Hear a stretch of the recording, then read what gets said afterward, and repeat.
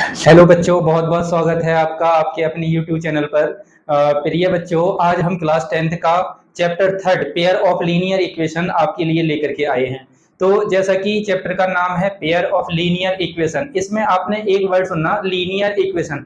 तो सबसे पहले हम जानेंगे कि लीनियर इक्वेशन होती क्या है। तो लीनियर इक्वेशन क्या होती है उसके लिए आइएगा देखिएगा, हमने लिखा है यहाँ पर लीनियर इक्वेशन क्या होगी आपकी। Linear linear equation.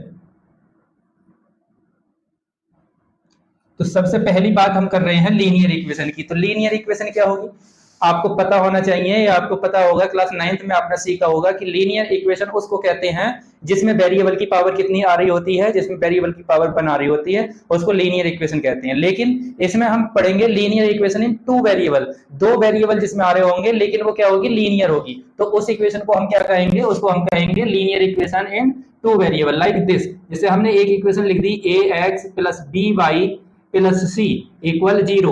ये आपकी क्या है, लीनियर इक्वेशन है, लेकिन कितने वेरिएबल की है, ये दो वेरिएबल की है। वो दो वेरिएबल कौन कौन से हैं, वो वेरिएबल है आपके एक्स एंड वाई। एक्स और वाई क्या है, आपके दोनों वेरिएबल हैं। जबकि ए बी और सी क्या है, ये है रियल कांस्टेंट। ये क्या है, ये है आपके रियल कांस्टेंट। तो हम लिख देंगे यहाँ पर कि ए बी एंड सी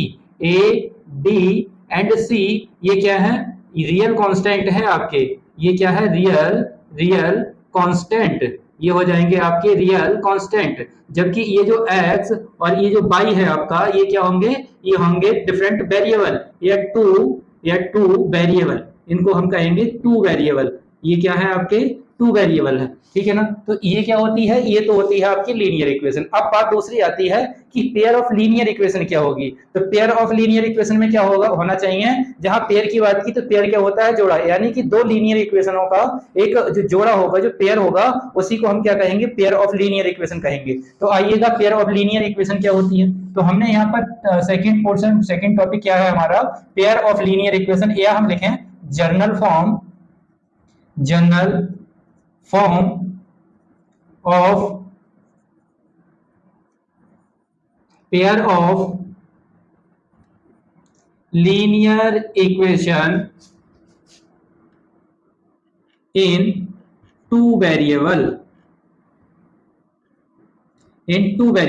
तो दो वेरिएबल वाली लीनियर इक्वेशन का पेयर जो होता है, उसकी जनरल फॉर्म क्या होगी। तो उसकी जनरल फॉर्म हो जाती है बच्चों a1x plus b1y plus c1 equal 0 and a2x plus b2y plus C2 equal 0। ये क्या होगा, pair of linear equation in two variable होगा।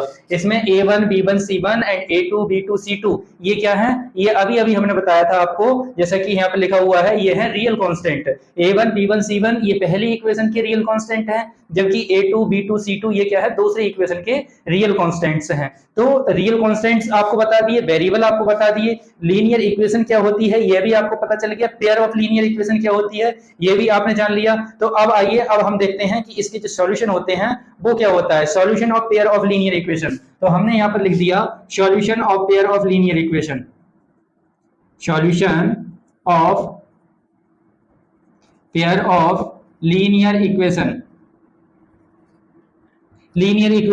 ये इसका सॉल्यूशन क्या होता है, solution of pair of linear equation क्या होगा। तो इसके बच्चों दो टाइप के सॉल्यूशन होते हैं। दो टाइप के कौन कौन से होते हैं, एक तो आपका होता है कौन सा, एक आपका होता है ग्राफिकल सॉल्यूशन, या हम कहें ग्राफिकल मेथड।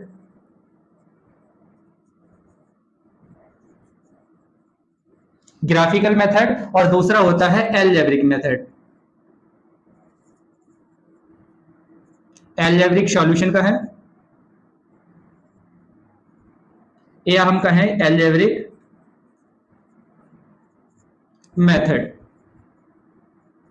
ओके, तो इसके solution of pair of linear equation के दो मेथड होते हैं, एक तो ग्राफिकल मेथड हो गया आपका, और दूसरा क्या होता है, दूसरा होता है अलजेब्रिक मेथड। तो अब अलजेब्रिक मेथड या ग्राफिकल मेथड, तो सबसे पहले तो हम इसमें सीखेंगे कि ग्राफिकल मेथड क्या होगा, जो कि हम क्वेश्चनों में करेंगे। तो ग्राफिकल मेथड में क्या होगा कि आपको दोनों जो पेयर ऑफ लीनियर इक्वेशन होगा उसमें दोनों की पेयर को क्या करना है, क्लासिफाई करना है, और वहां से किस दोनों ही वेरिएबल में एक्स और वाई, यानी कि दो वेरिएबल है आपके एक्स और वाई, दोनों की वैल्यू डिफरेंट डिफरेंट करके दो पॉइंट कम से कम निकाल लेने हैं, और उन दोनों पॉइंटों से क्या कर लेनी है, आपको तो लाइन ड्रॉ कर लेनी है।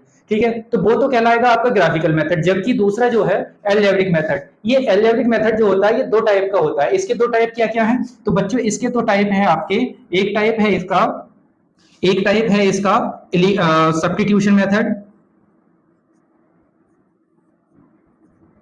सब्स्टिट्यूशन मेथड, और दूसरा क्या है इसका एलिमिनेशन मेथड, एलिमिनेशन मेथड,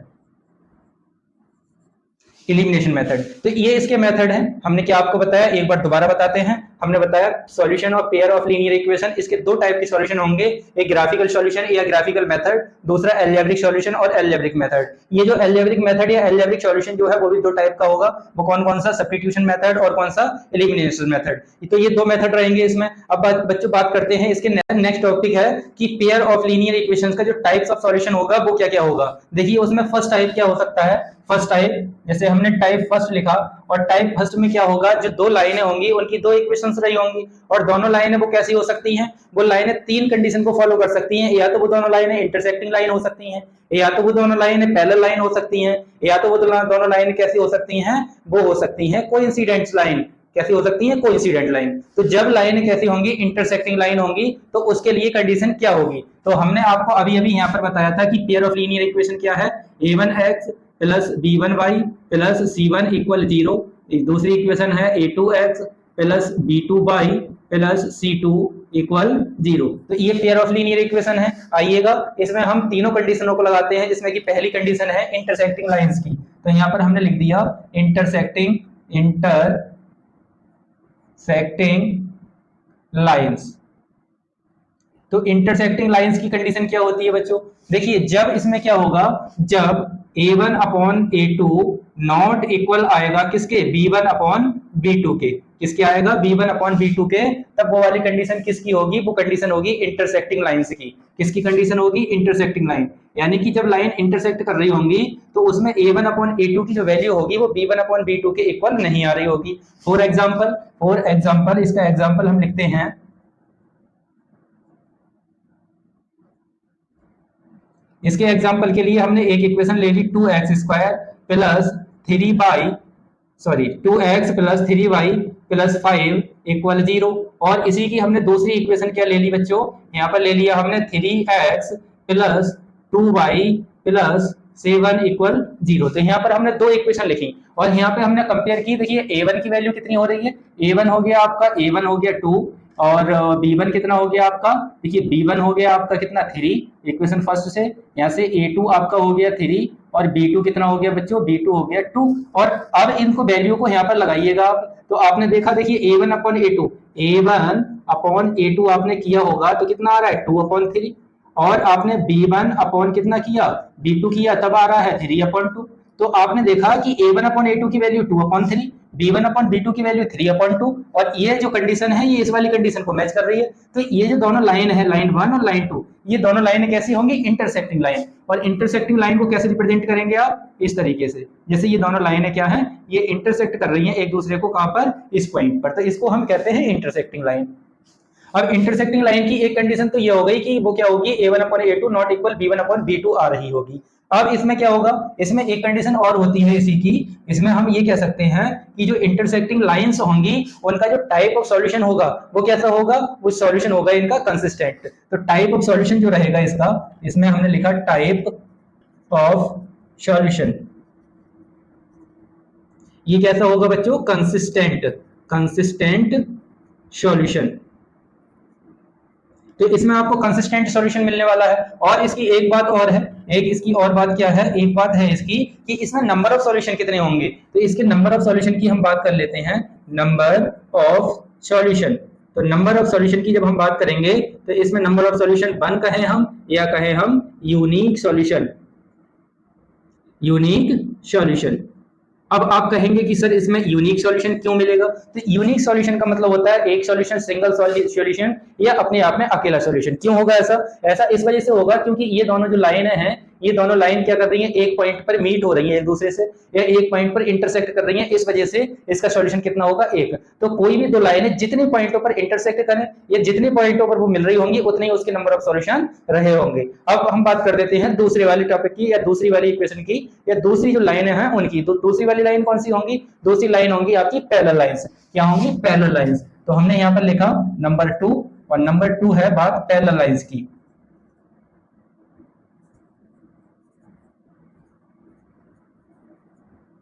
तो बच्चों पैरेलल लाइंस की जो कंडीशन होती है वो क्या होती है? वो आपकी होती है A1/A2 equal B1/B2 not equal C1/C2। तो इसमें क्या रहा होगा? इसमें क्या रहा होगा बच्चों? इसमें रहा होगा A1/A2 इक्वल आ रहा होगा B1/B2 के, लेकिन C1/C2 की जो वैल्यू होगी वो इन दोनों से डिफरेंट आ रही होगी, ठीक है ना? तो वो जो कंडीशन होगी वो किसकी होगी? वो आपकी कंडीशन होगी पैरेलल लाइंस की। अब इसी में एग्जांपल की जरूरत नहीं है, यहाँ पर आप समझ लीजिएगा कि जैसे इन दोनों इक्वेशनों को मैं यहाँ पर भी कितना कर दूं, यहाँ पर आपका कर दूं 4x और यहाँ पर कर दूं 6y, तब यहाँ से 1/2, तो ये A1/A2 इक्वल हो जाएगा B1/B2 के। देखिएगा आप यहाँ से हम करेंगे इसको, तो ये कितना आ रहा है? ये आ जाएगा 1/2, और ये भी कितना आ जाएगा? ये भी आ जाएगा 1/2। देखिए क्योंकि A1 कितना हो गया? A1 2 हो गया, ये 3 हो गया, ये 4 हो गया, और ये कितना हो गया? ये आपका हो गया 6, तो ये 1/2 हुआ, ये भी 1/2, तो 1/2, लेकिन 5/7 ये क्या है? 1/2 से डिफरेंट है, इस वजह से ये क्या हो गया? B1/B2 नॉट इक्वल C1/C2 हुआ। तो ये दोनों लाइंस कैसी हो गई? ये आपकी लाइंस हो गई कैसी? Parallel lines. तो पैरेलल लाइंस के लिए टाइप ऑफ सॉल्यूशन क्या होगा? तो इसमें हमने लिखा type of solution.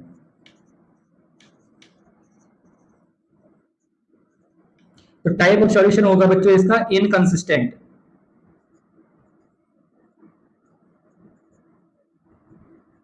Inconsistent solution, ठीक है ना? क्या होगा? Inconsistent solution. और नंबर ऑफ सॉल्यूशन क्या होंगे इसमें? Number of solution, number of solution रहेगा इसका नो सॉल्यूशन, नो सॉल्यूशन। क्यों रहेगा ये? तो देखिएगा आपको पता है पैरेलल लाइंस का क्या मतलब होता है? दो लाइनें जो क्या है? एक दूसरे के पैरेलल है, जो कभी भी एक दूसरे को क्या नहीं कर रही हैं? इंटरसेक्ट नहीं कर रही हैं, उन्हीं को हम पैरेलल लाइन कहेंगे। पैरेलल लाइन की खासियत ये होती है कि उनको दुनिया की किसी भी लंबाई तक बढ़ाया जाए, किसी भी लेंथ तक आगे बढ़ाया जाए, वो कभी भी एक दूसरे को से मीट नहीं होती हैं, इंटरसेक्ट नहीं करती हैं। इसी वजह से उनको पैरेलल लाइंस कहते हैं। जैसे हमारी ये पहली वाली लाइन है A1x plus B1y plus C1 equal 0, और ये दूसरी वाली लाइन है A2x plus B2y plus C2 is equal to 0। तो ये दोनों लाइन है, और दोनों लाइनें कैसी लाइन से है? पैरेलल लाइन से। तो पैरेलल लाइंस की कंडीशन क्या होती है? A1/A2 equal B1/B2 not equal C1/C2। इसमें जो टाइप ऑफ सॉल्यूशन रहेगा वो इनकंसिस्टेंट सॉल्यूशन रहेगा, और इसमें नंबर ऑफ सॉल्यूशन जो होंगे वो क्या होंगे? नो सॉल्यूशन होंगे। अब हम बात कर लेते हैं नेक्स्ट और लास्ट थर्ड पार्ट की। थर्ड पोर्शन इसका क्या है? थर्ड है आपका नंबर, थर्ड है आपका क्या है? थर्ड बच्चों है आपका कोइंसिडेंट लाइन, कोइंसिडेंट लाइन। तो कोइंसिडेंट लाइंस की कंडीशन क्या होती है? देखिए कोइंसिडेंट लाइन की कंडीशन होती है A1/A2 equal B1/B2 equal C1/C2। इसमें क्या रहा होगा बच्चों? इसमें A1/A2 B1/B2 इक्वल C1/C2, तीनों की वैल्यू क्या आ रही होगी? इक्वल आ रही होगी। जैसे हमने यहाँ पर क्या कर दिया, यहाँ पर भी हमने क्या कर दिया? 5 और 10 कर दिया, तो यहाँ से भी ये 1/2 हो जाएगा, और जब ये 1/2 हो जाएगा तो ये क्या हो जाएगा? ये लाइनें हो जाएंगी आपकी कोइंसिडेंट लाइन। कोइंसिडेंट लाइन का हम दूसरा नाम बताएं तो इसको हम ओवरलैपिंग लाइंस भी कह सकते हैं, कि दोनों लाइन क्या होंगी? ओवरलैप कर रही होंगी, एक लाइन के ऊपर ही दूसरी लाइन रही होगी। जैसे हमने एक लाइन ये ड्रॉ की, एक लाइन ये ड्रॉ की, और इसी लाइन के ऊपर एक लाइन और हमने क्या कर दी? ड्रॉ कर दी। तो ये जो लाइंस होती हैं, इन लाइन को हम क्या कहते हैं? इनको कहते हैं हम कोइंसिडेंट लाइन। जैसे इस वाली लाइन की इक्वेशन हो गई A1x plus B1y plus C1 equal 0, और ये जो दूसरी ऊपर वाली लाइन है इसकी इक्वेशन हो गई A2x plus B2y plus C2 equal 0। तो ये क्या है? ये जो लाइंस हैं आपकी बच्चों, ये कहलाएंगी कोइंसिडेंट लाइन। अब कोइंसिडेंट लाइन में क्या होता है कि इसका जो टाइप होगा वो कैसा होगा? Type of solution. तो इसमें हमने लिख दिया टाइप ऑफ सॉल्यूशन। तो इसका जो टाइप ऑफ सॉल्यूशन रहा होगा बच्चों वो कैसा रहेगा? Consistent, consistent solution, consistent solution, ये आपका रहेगा कंसिस्टेंट सॉल्यूशन। और इसमें नंबर ऑफ सॉल्यूशन जो होंगे, नंबर ऑफ सॉल्यूशन तो नंबर ऑफ सॉल्यूशन की जब हम बात करेंगे तो नंबर ऑफ सॉल्यूशन होगा, इसका आंसर होगा मैनी सॉल्यूशन। क्या होगा? Many solution. अब आप कहेंगे कि सर इसका मैनी सॉल्यूशन क्यों होगा? तो इसका मैनी सॉल्यूशन आंसर इस वजह से होगा क्योंकि ये जो दोनों लाइनें हैं ये इतने पॉइंटों पर आपस में मिल रही होंगी कि जितने भी इन दोनों लाइनों के अंदर पॉइंट होंगे वो सारे के सारे एक दूसरे से मिल रहे होंगे। इसी वजह से जितने पॉइंटों पर कोई भी लाइन मिल रही होती है उतनी ही उसकी नंबर ऑफ सॉल्यूशन कहलाते हैं। इसी वजह से हम कह सकते हैं कि ये जो लाइंस हैं इनका जो आंसर होगा वो मैनी सॉल्यूशन वाला रहा होगा। ओके, तो ये हमारी बातें थी, ठीक है ना? ये आपको उम्मीद है कि आपको बिल्कुल समझ में आया होगा ये सारी चीजें। अब हम बात करते हैं इसकी एक्सरसाइज 3.1 के बारे में। तो बच्चों आई होप कि आपको ये बहुत अच्छे तरीके से समझ में आ रहा होगा। अगर आपको समझ में आ रहा है तो वीडियो को लाइक कीजिए, चैनल को सब्सक्राइब कीजिए, अपने मित्रों को जोड़िए, अपने निकट बंदियों को जोड़िए, हमारी मदद करते रहिए, चैनल को सपोर्ट कीजिए और हम कोशिश करेंगे कि आपको एक यूनिक प्लेटफॉर्म दें जिससे कि आप बोर्ड परीक्षाओं में, बोर्ड एग्जाम्स में अपना बेहद महत्वपूर्ण योगदान दें और अच्छे से अच्छे मार्क्स लेकर के आए। आइए, तो तब तक के लिए नमस्कार।